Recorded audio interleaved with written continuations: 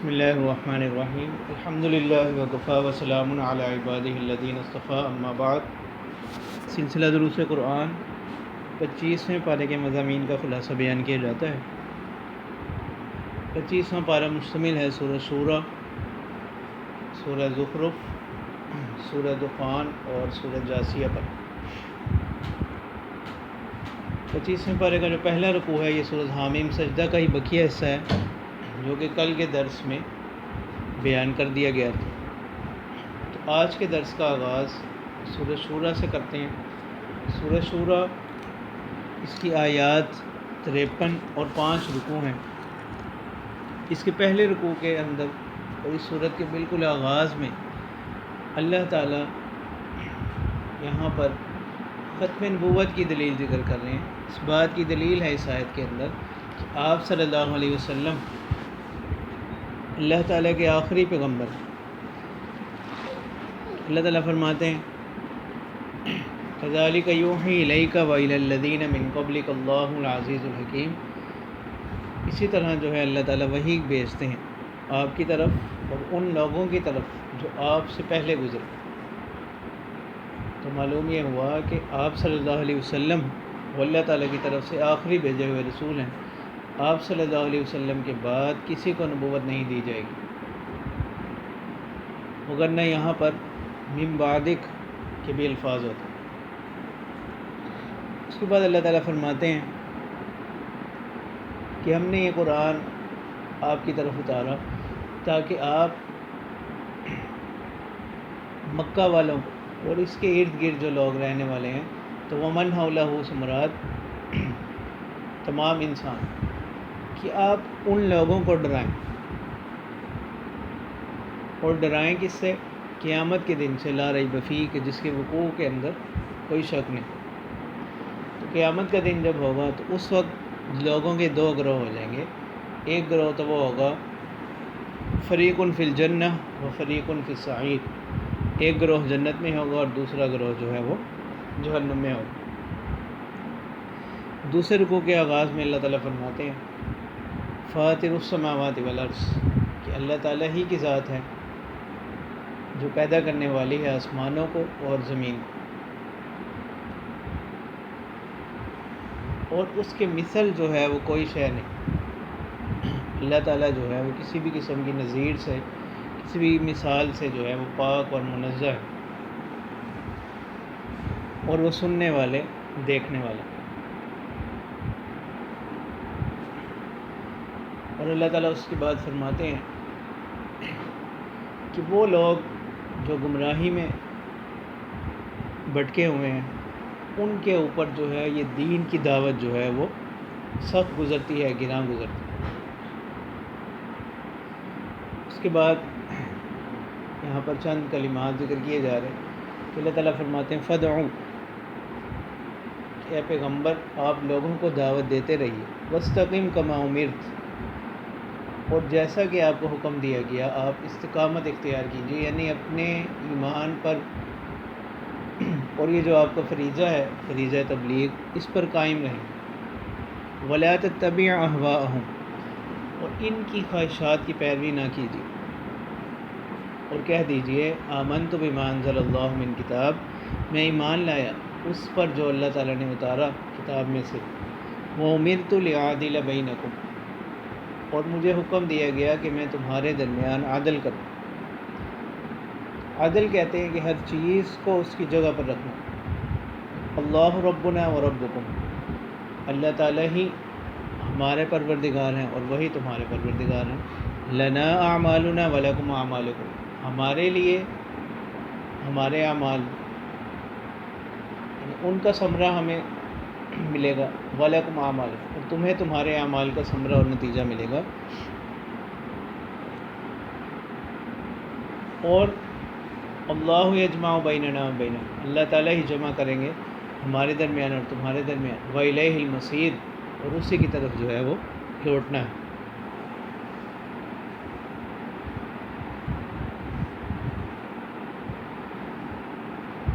اور اللہ تعالیٰ فرماتے ہیں کہ وہ لوگ جو آخرت پر ایمان نہیں رکھتے وہ اس اللہ تعالیٰ کی طرف سے نافرمانیوں کی صورت میں عذاب کو جلدی طلب کرتے ہیں، اور ان کے برعکس وہ لوگ جو اہل ایمان ہیں مشفقون منہ، وہ اس سے ڈرتے ہیں اور وہ جانتے ہیں کہ یہ برحق ہے۔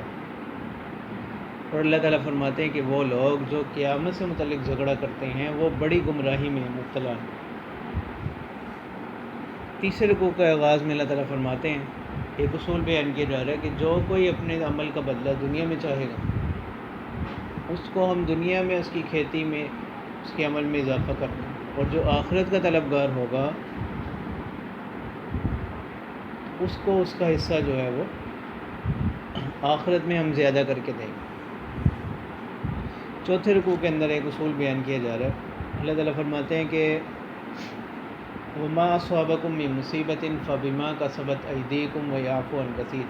کہ جو مصیبت، جو آزمائش، جو تکلیف دنیا میں آتی ہے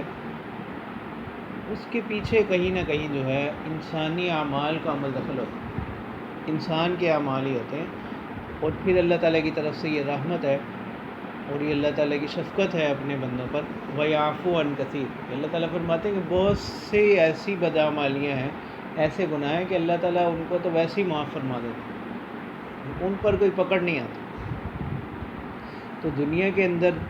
بھی جو مصیبتیں اور آزمائشیں آتی ہیں وہ انسان کے بدعمالیوں کی ہی اثرات ہوتی ہیں۔ پھر اسی رکوع کے اندر ایک اصول بیان کیا جا رہا ہے کہ اللہ تعالیٰ فرماتے ہیں کہ اگر کسی پر کوئی زیادتی ہوئی، کسی پر کوئی ظلم کیا گیا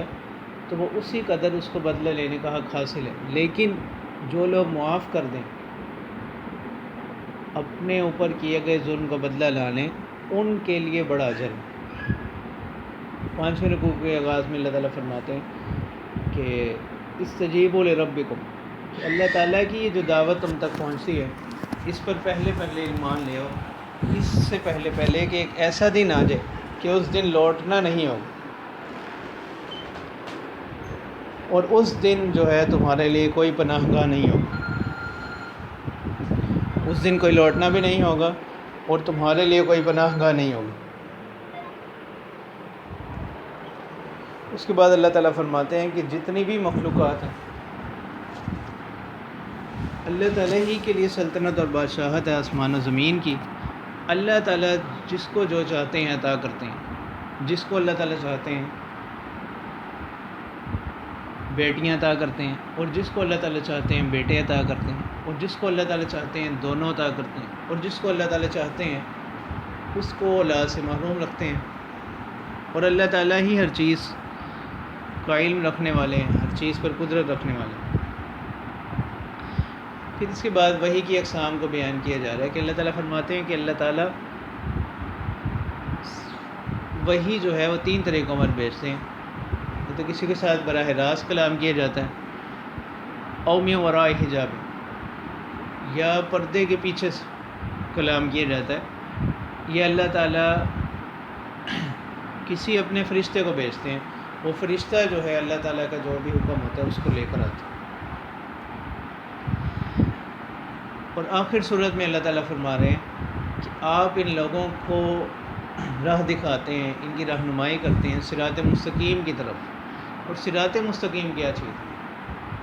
تو اللہ تعالیٰ فرما رہے ہیں صراط اللہ الذی، وہ راستہ ہے اللہ کا، لہ ما فی السماوات و ما فی الارض،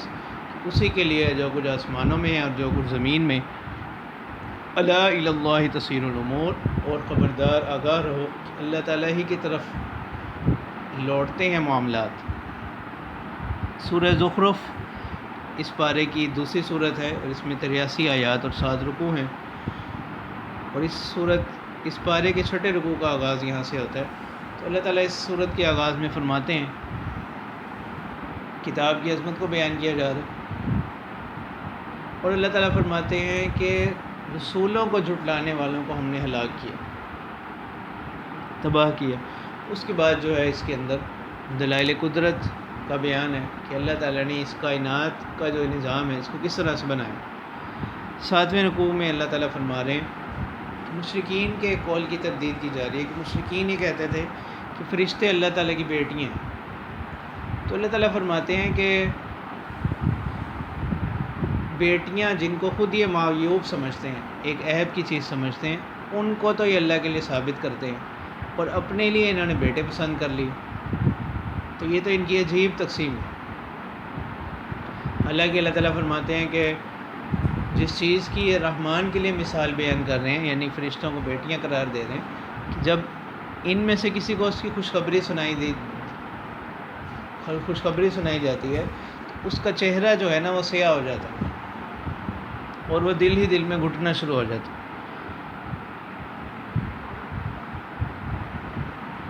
تو اللہ تعالیٰ فرماتے ہیں کہ ایک بات تو یہ، دوسرا اللہ تعالیٰ فرماتے ہیں کہ یہ جو تم یہ دعویٰ کر رہے ہو اس کے اوپر کوئی دلیل ہے تمہارے پاس؟ کیا تم نے ان کو پیدا ہوتے دیکھا ہے کہ وہ مؤنث ہیں، وہ بیٹیاں ہیں؟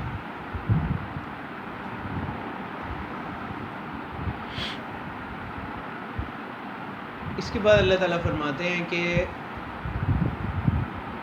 کوئی بھی انسان وہ اپنے کسی گناہ پر کوئی عذر نہیں کر سکتا،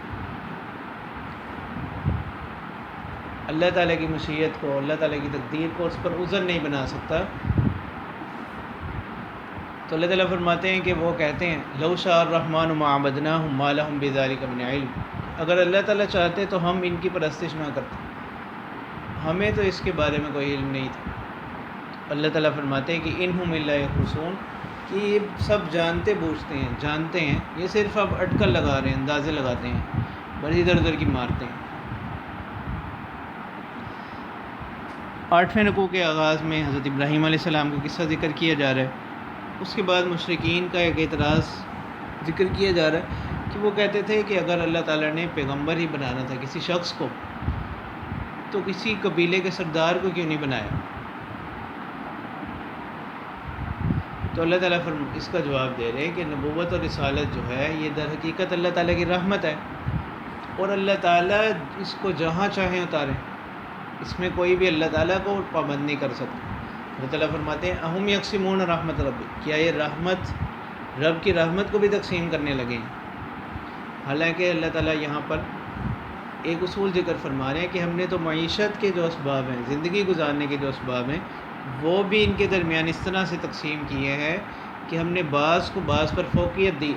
تاکہ بعض کے ساتھ ضرورت کا جو تعلق ہے وہ قائم رہے، وہ منسلک رہے۔ اور اسی پر جو ہے معاشرے کی بقا ہے کہ اللہ تعالیٰ نے ایک شخص کی ضرورت کو دوسرے شخص کے ساتھ متعلق کر دیا، اور دوسرے شخص کی ضرورت کو پہلے شخص کے ساتھ کیا کر دیا، متعلق کر دیا۔ سرمایہ والا جو ہے وہ مزدور کا محتاج ہے، اور مزدور جو ہے وہ سرمایہ والے کا محتاج ہے۔ تو اللہ تعالیٰ فرماتے ہیں کہ اس طرح ہم نے جو ہے اس نظام جو ہے اس کو تشکیل دی ہے، اور جو نبوت اور رسالت ہے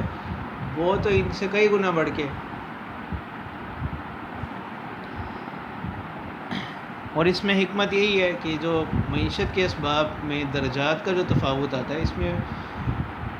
حکمت یہی ہے کہ بعض کے ساتھ جو ہے ضرورت وہ قائم رہے۔ جیسے 28ویں پارے میں اللہ تعالیٰ زکوٰۃ کا فلسفہ بھی یہی بیان کرتے ہیں کہ یہ جو دولت ہے وہ چند ہاتھوں کے درمیان اکٹھی ہو کر نہ رہ جائے، سیمنٹ کر نہ رہ جائے، بلکہ اس کی گردش ہوتی رہے، اور اسی پر معاشرے کی بقا ہے۔ 9ویں رکوع کے اندر اللہ تعالیٰ فرماتے ہیں کہ جو رحمان کے ذکر سے آراز کرتے ہیں، اللہ تعالیٰ کے ذکر سے منہ موڑتے ہیں، تو نقیض لہو شیطان، کہ ہم اس کے ساتھ ایک شیطان کو لگا دیتے ہیں، پھر وہ شیطان اس کا کیا بن جاتا، ساتھی بن جاتا۔ اور اللہ تعالیٰ فرماتے ہیں کہ آخرت میں ایسا نہیں ہوگا، وَلَن يَنفَعَكُمُ الْيَوْمَ إِذ ظَلَمْتُمْ أَنَّكُمْ فِي الْعَذَابِ مُشْتَرِكُونَ، کہ ہرگز تمہیں یہ چیز نفع نہ دے گی اگر تم نے ظلم کیا، شرک کیا، کہ تم عذاب کے اندر کیا ہو، مشترک۔ اس طرح دنیا میں یہ ہوتا ہے کہ اگر ایک مصیبت یا آزمائش ہے وہ ایک ہی شخص پر ہو، اس کے اوپر بہت زیادہ گراں گزرتی ہے۔ اگر وہ چند اور لوگوں پر بھی وہ مصیبت آزمائش آئی ہوئی ہے تو انسان کے اوپر اس مصیبت کی جو شدت ہوتی ہے اس کے اثرات کچھ کم ہو جاتے ہیں، لیکن آخرت میں اللہ تعالیٰ فرماتے ہیں کہ ایسا نہیں ہوگا۔ 10ویں رکوع کے اندر اللہ تعالیٰ حضرت موسیٰ علیہ السلام کا قصہ جو ہے ذکر فرمانے کہ ہم نے ان کو فرعون کی طرف بھیجا اور اس کے سرداروں کی طرف، اور جب ان پر مصیبت آئی، تنگی آئی، تو انہوں نے موسیٰ علیہ السلام سے کہا کہ آپ اپنے پروردگار سے دعا کریں کہ اگر وہ اس تکلیف کو ہم سے ہٹا دیں گے تو ہمیں ایمان لے آئیں۔ تو اللہ تعالیٰ فرماتے ہیں لیکن جب ہم نے وہ تکلیف ان سے ہٹا دی تو انہوں نے بدعہدی کی، اپنے وعدے کی پاسداری نہ کی۔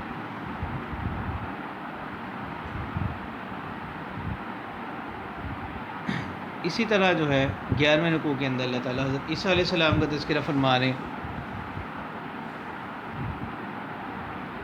کہ حضرت عیسیٰ علیہ السلام جو ہیں ان هو الا عبد انعمنا علیہ، کہ بعض لوگوں نے ان کو معبود بنا لیا، حالانکہ وہ تو ہمارے بندے تھے، وہ تو صرف ہمارے بندے ہی ہیں۔ انعمنا علیہ، اور ہم نے ان پر انعام کیا، وجعلناہ مثلا لبنی اسرائیل، اور ہم نے ان کو مثال بنایا بنی اسرائیل کے لیے۔ پھر آگے چل کر اللہ تعالیٰ فرماتے ہیں وَإِنَّهُ لَعِلْمٌ لِلسَّاعَةِ، عیسیٰ علیہ السلام جو ہے وہ ایک علامت ہے، جیسا کہ ایک قرأت اس کی لعلم للساعة، وہ ایک علامت ہے قیامت کے لیے، یعنی ان کو اللہ تعالیٰ نے حضرت عیسیٰ علیہ السلام کی ذات کو ایک بڑی نشانی رکھا قیامت کے لیے۔ تو اس سے بعض علماء استدلال کرتے ہیں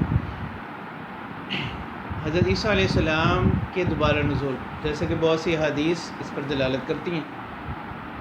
تو حضرت عیسیٰ علیہ السلام کا جو دوبارہ نزول ہے،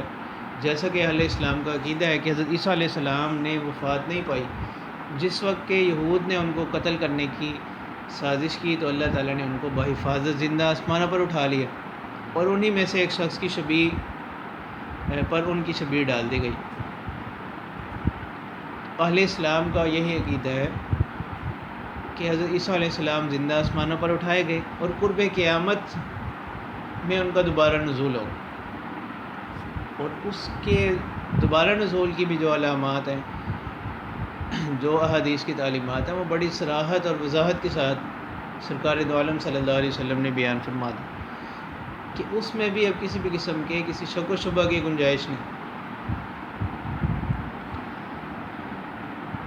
پھر اللہ تعالیٰ فرما رہے ہیں کہ عیسیٰ علیہ السلام سے اللہ تعالیٰ نے توحید کا اقرار کروایا، توحید کا اعلان کروایا، ان اللہ هو ربی و ربکم فاعبدوا، کہ اللہ تعالیٰ وہی میرا پروردگار ہے اور وہی تمہارا پروردگار، اسی کی عبادت کرو۔ تو حضرت عیسیٰ علیہ السلام کے حوالے سے یہ جو باتیں بیان کی جا رہی ہیں، اس میں بڑی نصیحت اور عبرت ہے، اور ہر شعور رکھنے والے کے لیے، ہر سمجھ بوجھ رکھنے والے کے لیے اس میں بڑی تعلیمات ہے کہ حضرت عیسیٰ علیہ السلام تو خود اقرار کر رہے ہیں کہ معبود جو ہے وہ صرف اللہ تعالیٰ ہی کی ذات ہے، تو وہ خود کیسے معبود ہو سکتے ہیں۔ اسی طرح اللہ تعالیٰ فرماتے ہیں کہ قیامت کے وقت ایسے حالات ہوں گے کہ قیامت جو ہے وہ اچانک آ جائے اور ان کو شعور بھی نہیں ہو۔ جیسے بعض حدیث میں آتا ہے کہ ایک شخص ابھی درخت لگا رہا ہوگا کہ اسی دوران اچانک قیامت آ جائے گی۔ دو لوگ کپڑے کی خرید و فروخت کر رہے ہوں گے، ابھی وہ کپڑا پوری طرح جو ہے معاملہ پورا بھی نہیں ہوا ہوگا، کپڑا لپیٹ رہے ہوں گے کہ اچانک قیامت آ جائے۔ مطلب ان تشبیہات میں مقصود یہ بتلانا ہے کہ قیامت جو ہے وہ ایک دم سے آ جائے گی، اور اللہ تعالیٰ فرماتے ہیں کہ اس وقت کیا ہوگا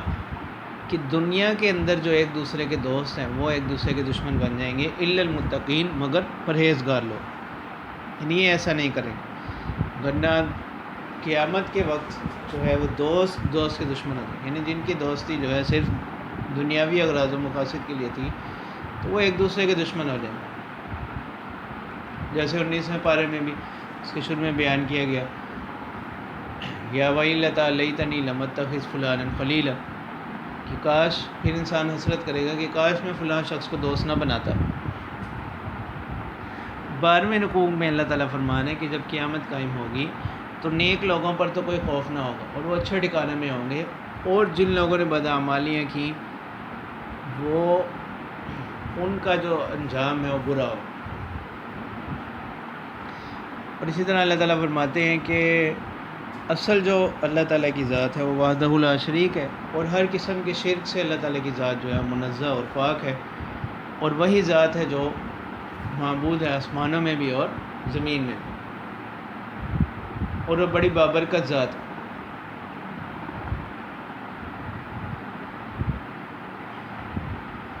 سورہ دخان اس پارے کی اگلی صورت ہے، اس میں 59 آیات اور 3 رکوع ہیں۔ اور اس پارے کے 13ویں رکوع کا آغاز سورہ دخان سے ہوتا ہے۔ سورہ دخان کے لفظی معنی دھوئیں کے ہیں، اور جیسا کہ صورت میں بھی آگے چل کر آئے گا کہ دھواں، اس سے مراد وہ دھواں جو ہے قرب قیامت میں، جو قیامت کی علامات میں سے ایک علامت ہے کہ ہر طرف جو ہے وہ دھواں ہی دھواں چھا جائے۔ اس کے آغاز میں اللہ تعالیٰ فرما رہے ہیں انا انزلناہ فی لیلۃ مبارکۃ، کہ ہم نے اس کتاب کو اتارا لیلہ مبارکہ میں۔ اب لیلہ مبارکہ کی کیا تفسیر ہے؟ اسی طرح اللہ تعالیٰ 30ویں پارے میں سورہ قدر میں فرماتے ہیں انا انزلناہ فی لیلۃ القدر، کہ ہم نے اس قرآن کو اتارا لیلۃ القدر میں۔ تو اس میں جو حدیث میں اس کی جو تفسیر کی گئی اقوال صحابہ سے، تو اس میں ایک تو یہی ہے کہ لیلہ مبارکہ اور لیلۃ القدر یہ ایک ہی ہے، لیکن اس کے آگے جو اس کی وضاحت آ رہی ہے اس کی بنا پر بعض حضرات کہتے ہیں کہ لیلہ مبارکہ جو ہے یہ 15ویں شعبان کی جو ہے رات ہے۔ کیا اس میں اللہ تعالیٰ فرما رہے ہیں کہ اس رات کے اندر معاملات جو ہے وہ کیا کیے جاتے ہیں، ان کا انتظام کیا جاتا ہے۔ تو اب بظاہر یہ دونوں آیات کے مضامین کے اندر جو ہے تعارض ہے، تو اس تعارض کو اس طرح دور کیا جاتا ہے کہ لیلہ مبارکہ سے مراد تو لیلۃ القدر ہی ہے، اور پھر یہ جو کہا جا رہا ہے آگے کہ اس رات کے اندر جو ہے معاملات کی تقسیم کی جاتی ہے، ایک سال کے جتنے بھی معاملات ہوتے ہیں وہ امور سر انجام طے کر دیے جاتے ہیں، تو ان دونوں کے درمیان اس طرح جمع کیا جاتا ہے کہ 15ویں شعبان کی جو رات ہے اس رات کے اندر جو ہے فیصلے کر دیے جاتے ہیں، جیسے کہ حدیث مبارکہ میں بھی آتا ہے۔ تو اس رات کے اندر فیصلہ کر دیا جاتا ہے کہ اس سال جو ہے اس شخص کو، فلاں شخص کو اتنا رزق ملے گا، فلاں شخص کی اس سال موت ہو جائے گی، فلاں شخص جو ہے اس سال حج کرے گا، عمرہ کرے گا۔ تو یہ تمام معاملات جو ہیں ایک سال کے وہ 15ویں شعبان کی رات کو طے کر دیے جاتے ہیں، اور لیلۃ القدر کے اندر رمضان کی جو کہ آخری راتوں میں سے رات ہوتی ہے، اس رات کے اندر جو ہے یہ اعمال متعلقہ فرشتوں کے سپرد کر دیے جاتے ہیں،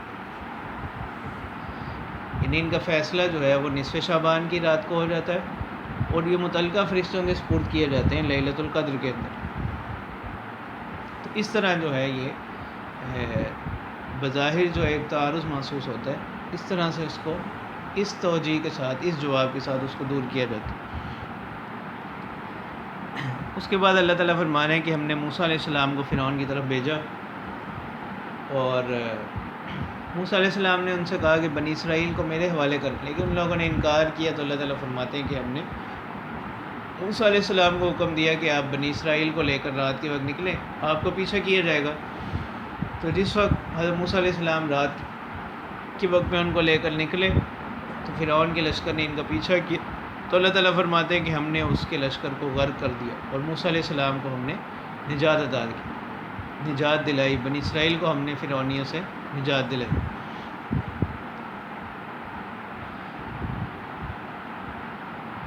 14ویں رکوع میں اسی نجات کا جو ہے وہ قصہ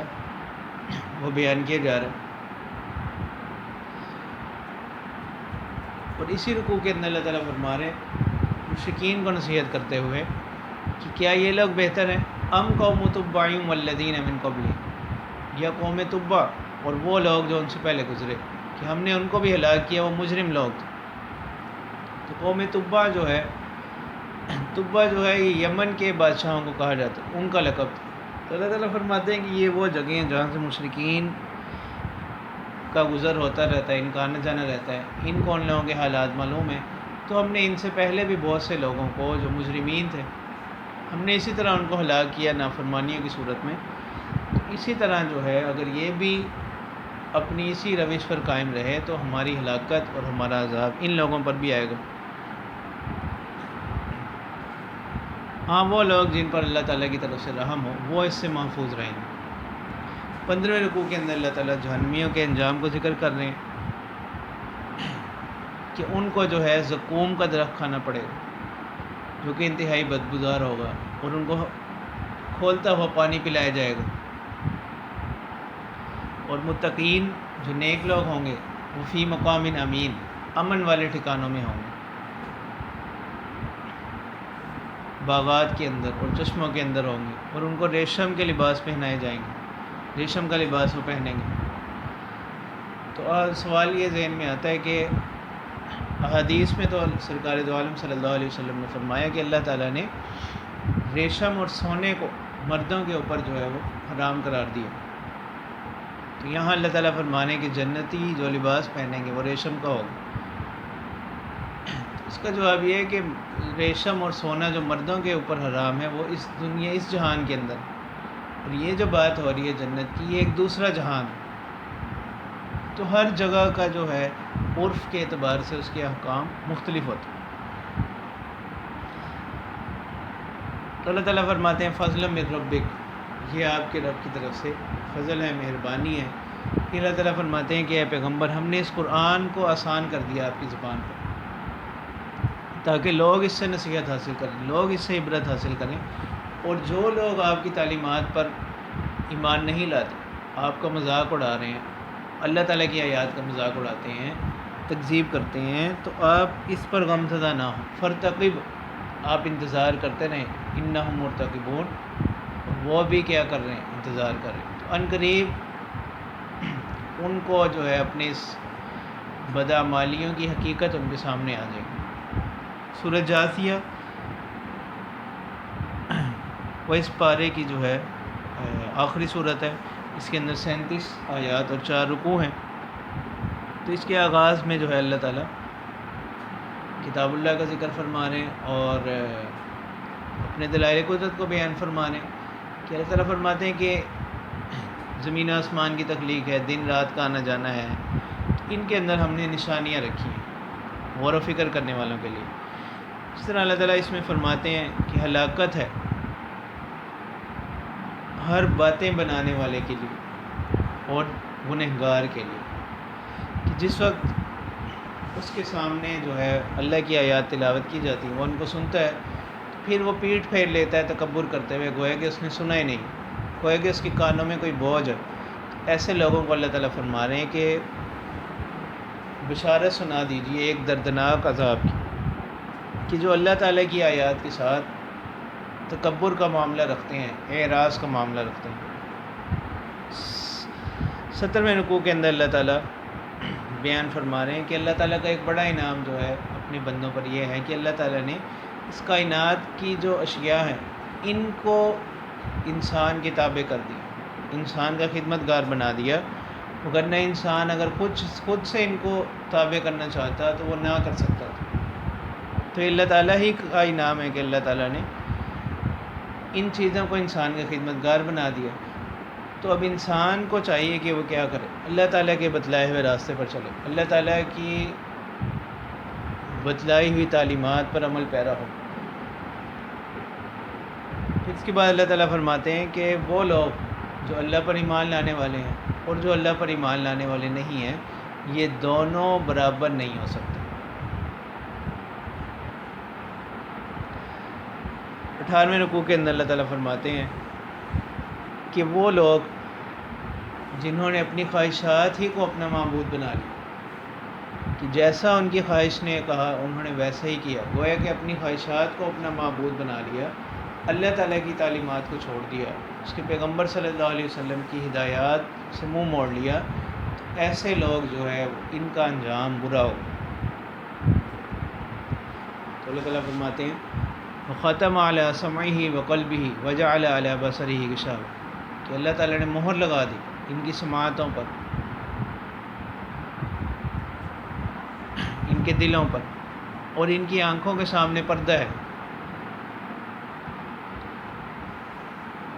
تو یہ انہی کی بدعمالیوں کے سبب یہ چیز ہے۔ اور اللہ تعالیٰ فرماتے ہیں کہ جب ان کو کوئی تعلیمات بتلائی جاتی ہیں تو ان کے پاس دلیل صرف اور صرف یہی ہوتی ہے کہ اگر آپ واقعی سچ کہہ رہے ہیں تو ہمارے آباء کو لے کر آئیں، اگر آپ واقعی سچے ہیں۔ بیس بعد الموت کا انکار کرتے تھے، مرنے کے بعد اٹھائے جانے کا، تو اللہ تعالیٰ فرماتے ہیں کہ اے پیغمبر آپ ان سے کہیں کہ اللہ تعالیٰ ہی زندہ کریں تمہیں بھی اور انہیں. پہلی مرتبہ زندگی بھی اللہ تعالیٰ ہی نے بخشی، پھر وہی تمہیں موت عطا کریں گے، اور پھر وہی تم سب لوگوں کو جمع کریں گے ایک ایسے دن میں کہ جس کے اندر، جس دن کے واقع ہونے میں کوئی شک نہیں. اور اس دن جو ہے اللہ تعالیٰ فرماتے ہیں کہ جو مجرم لوگ ہوں گے وہ آئیں گے گھٹنوں کے بل،